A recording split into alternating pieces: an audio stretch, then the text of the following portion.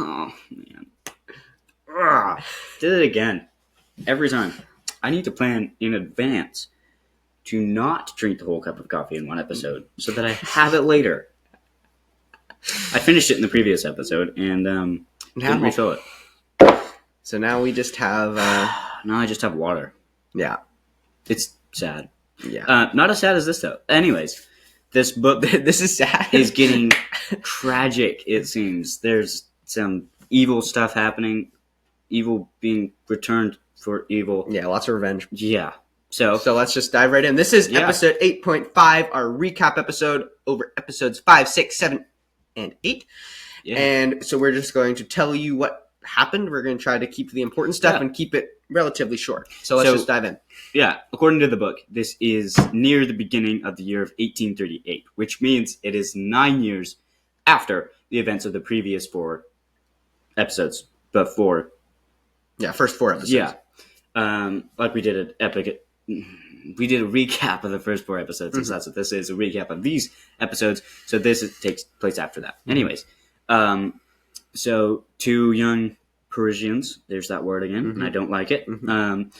Albert de Morcerf, Mercedes' son, which, yeah, a little weird. Anyways, and Franz d'Epinay, the son of the general killed by the Bonapartists. We'll get into him a little later. Yeah, we'll probably 2 or 3 episodes. They visit Rome for a carnival, which some weird stuff happens there.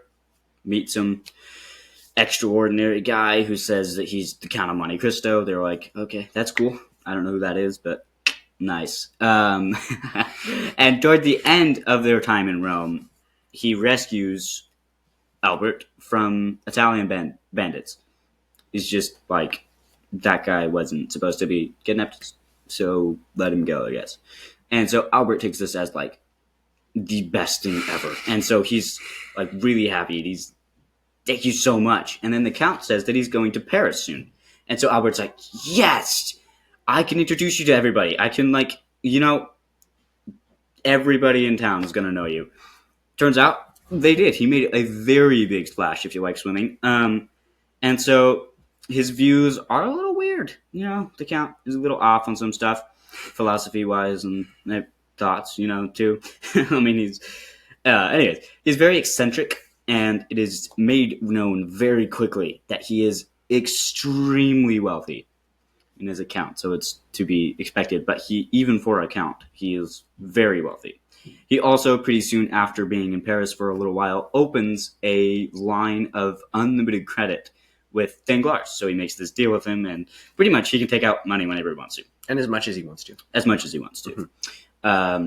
Immediately, we can see that the Count, who is really Edmond Dantes, is really digging into his relationships, per se, with his enemies. And those 3 enemies, still, same 3 main enemies from the beginning, as you all know. Morcerf, Danglars, and Villefort, who have no idea who he is. And, with those around them, such as Mercedes Morcerf's wife and the mother of Albert. And then we have Albert himself and Maximilian Morel, who, as you remember, is Morel's son, and who is now living with his sister and his sister's husband. Because if you remember the episode where he pretty much immediately, right after he gets out of prison, he goes through and he does all the good stuff, or whatever, and he helps them. It made a big impression on the Morels. So that's how that is. And so I guess now to get into Villefort, I guess, how he... Yeah, so what we're going to do is we're going to do a section kind of on each of the enemies and his basic strategy and how he is starting to get after them and how he's going to eventually tear them down in the end. But quickly, like, he makes relationships with mostly Albert and some with Maximilian. Those are his 2 main people. Yeah. Outside of his enemies, he tries to make polite relationships with his enemies so that he can be close to them, so that he can knock them down eventually. But yeah, there are lots of other people that are swirling in and out of this. The 3 main people that he really makes sure he has pretty good relationships with. And their families. Loose relationships with, I guess. Would seem to be Albert, Maximilian, and Ide.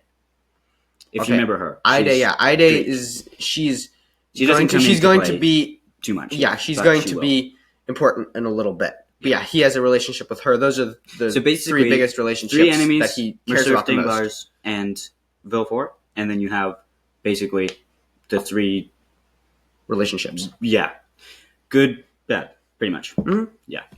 So we're going to start with just Villefort.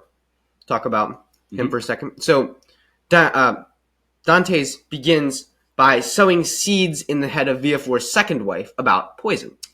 So he is telling her all Didn't about, have to drive that, right? all about the different types of poisons and maybe how she can use them. And the reason why this is applicable to her is because she has a son, and she's very bitter about Villefort's older daughter, Valentine, who was from his previous marriage, and who inherits a good deal of money from her father and grandfather.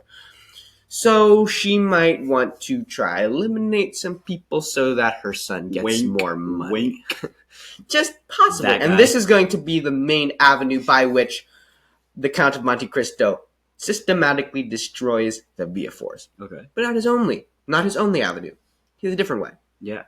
although not as big. So the Count also buys a house where, many years ago, Monsieur Villefort and Madame Danglars, the wife of another of his enemies, had an affair that produced a child. Monte Cristo tracks down this child, named Benedetto, who doesn't know who he is himself, and introduces him into society as a young nobleman named Andrea Cavalcanti. Basically, he's it's like a play, but he has to really understand, like he has to really understand the character. He has to get into this idea because he's not playing Benedetto anymore. He's more trying, like the Count takes him as Benedetto, and he has to. I had assumed it would take a lot of practice to get him to think, I'm Andrea Cavalcante. I am a prince from Italy. I don't know where he got that training. No, well, in the in the new movie that came out in 2024. Oh, but I don't trust the movie. I know, but I like the way that they did that, to where they made it, to where the Count of Monte Cristo went kind of through trained and him. trained Okay, him I don't think that's how it happened in the in book. person. It might not, but I like to think of it like Okay. that. That he gave him training, like, okay, so remember, you're this character. Prepped him for every single little detail so that he didn't get caught up. Because he knew who his father was. He just didn't know who his mother was. Andrea Cavalcanti knew that his father was Danglars? Not No. Danglars. His father was Villefort. That's what it seems. Oh, okay. Oh, he didn't know this in the book. I think that's just might have happened in the movie. Okay. But it's okay. Associated with this Andrea Cavalcanti, Benedetto, Yes. is a man whose past is similarly as non-law abiding as Benedetto's, because Benedetto was a criminal apparently. This man's name was Gaspar Catarus. We know who he is. He's from the last section. He makes a reappearance. But anyway, Andrea Cavalcanti pertains more to Danglars than it will to Villefort, but it's a little bit of a connection. So the Count hosts a party at this house that he bought, and the guests include Monsieur Villefort and Madame Danglars. He drops many hints that would lead them to guess that he knew about their affair. They meet later to discuss it, and Villefort, who is still a powerful official, determines to secretly investigate the Count. So this kind of grinds to a halt here. This avenue of revenge doesn't really go very far for Villefort and the Count. It kind of draws to a halt. The main way will be these poisonings. So Villefort digs in, kind of, and so he kind of tries to. He tries to figure out who the Count is. Yeah, he tries to. That's not in this section. That is actually in the next section. But anyway, but before we move on to Danglars, there is a romantic relationship that is developing unbeknownst to the Count between Valentine Villefort, who he does not care about because of her father, and Maximilian Morel, who he cares about very much because of his father. So this will cause some serious problems later on because the Count really, really doesn't want to hurt Maximilian, but if he hurts Villefort, he will have to hurt Valentine, and if he hurts Valentine, he will definitely hurt Maximilian because Maximilian is deeply in love with Valentine. So we'll keep our eyes on this, shall we say. All right. Now for Danglars. He is a rich banker, very rich. And the Count mainly uses devious methods to make him lose a lot of money. He's going to break him by breaking him financially. That is his revenge, pretty much. Okay. So that's how it goes, pretty much. But he also sows discord in his house with his wife and mixes them up with Andrea Cavalcanti, who is in reality Madame Danglars' son. though they don't know. Illegitimate son. Illegitimate son, yeah. So this is just going to cause problems later on, Mm-hmm. this relationship with Andrea Cavalcanti, because Danglars is going to end up wanting to marry his daughter to him, which is weird. Awkward. Yes. But anyway, that's not for now. That's later on. So we're going to move on to Fernand at this point. So Fernand Mondego, Fernand de Morcerf, the Count de I Morcerf. forgot that was his last name. Mm-hmm. The Count does not do a whole lot in this section about him. He befriends Albert, his son, though even in his friendship he is cool and distant. But there are a few scenes that seem to point to what and who the Count is going to use to bring Morcerf down. It will be an event that took place in Greece many years ago, when a French officer betrayed the man he was serving, whose name was Ali Tebelin, to his enemies for a reward. That will be the event that the Count uses to get Fernand taken down in whatever way the Count... So, taken down does not necessarily mean killed. It might in some cases, but not maybe not in this case directly. But the person he will use to help bring Fernand down is Ali Tebelin's lost daughter, whose name is Ide, who was sold into slavery, but who the Count found and purchased, and now has a sort of half romantic, half father-daughter relationship with. Yes, it's complicated. Him. Well, yeah, he knows, he loves her. Yeah, it's a half father-daughter for him, but it seems like she might have a little bit more involved in that. Yeah, she's maybe more on the romantic side of things. So yes, it's complicated, and we will develop that more. But suffice it to say that he is going to use this girl to get at Fernand in the end. Yeah.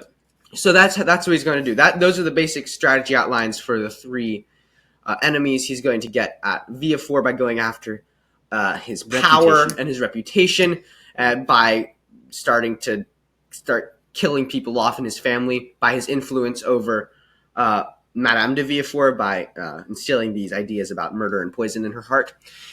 He's going to go after Danglars by making him lose lots of money, and then he's going to go after Fernand by going after his reputation. Again, kind of like Villefort, a little bit. Yeah. So it seems like... And his family. Yeah, yeah. He's going to kind of, in a little bit of a way, rip his wife and son away from him. Fernand. For me, I think, to sum it up in one word, for Villefort, he's really going after his reputation, because that's all this guy really has to hold on to. Danglars, it seems like it's mostly money. That's all this guy's been about. And then with Fernand, it's both past events in Fernand's life, because it's a reputation. It's reputation. But then reputation and family. Well, family. Yeah, that too. So he's got like 5 things against this guy. You can tell which one he hates the most. Yeah, he's the most personal with Fernand. Yeah. Even though Villefort was kind of the worst, Fernand was the one he hates the most. Never mind. I was going to spoil something, but then I decided against it. Never mind. Yeah, so that's the basic outline for the revenge schemes. They're kind of building here. We haven't seen them develop a whole lot yet, except for the Danglars stuff. He's kind of siphoning as much money as he possibly can out of his accounts by making him lose on the stock market and things like that. So that's chapters 31 through 67, basically. Hope this was helpful to keeping up. I know it was for me. I know sometimes you can get a little lost, especially with the distance between episodes. You might want to go back and rewatch, which is totally okay with us. Please do, actually. That would be very helpful. But we need all the plays this just to help with that. There should be, I think at the end of the season, we're probably going to do a longer recap that kind of goes through everything that happened. Try to sum it up as quick as possible. So it'll be kind of a bonus, pretty much. But we also here, just to keep another side note as well, keep it in your brain, of the Count's very many aliases, such as Abbe Busoni, Abbe Adelmonte, and then the Lord Wilmore, the English guy, Sinbad the Sailor, my favorite one, and then Monsieur Zacon, I think. Yeah, pretty much. So now he has 5 aliases. Some of which are even aliases of his other aliases. This guy is a little bit talent. Of a psychopath. If he was like a theater actor, he would do really well. Yeah, he would, because he changes disguises all over the place really quickly and changes characters. So yeah, I hope this was helpful. It's pretty compact and tight. I hope we were not confusing and we weren't talking too fast or something. Yeah. So yeah, thanks for watching. Yep. Send it to friends. grandma, relative, anybody. Leave it playing on accident or purpose, either way. Yeah. If you leave it playing for 38 hours, like, we would definitely we wouldn't mind not as complain. much. Yeah. All right. I guess we will see you guys later, probably in 2 weeks when we release the next Pretty much, episode. yeah. I think at this point we should be on YouTube. We should have up till now. Yes, we have On YouTube channel as now. well. Yes, I think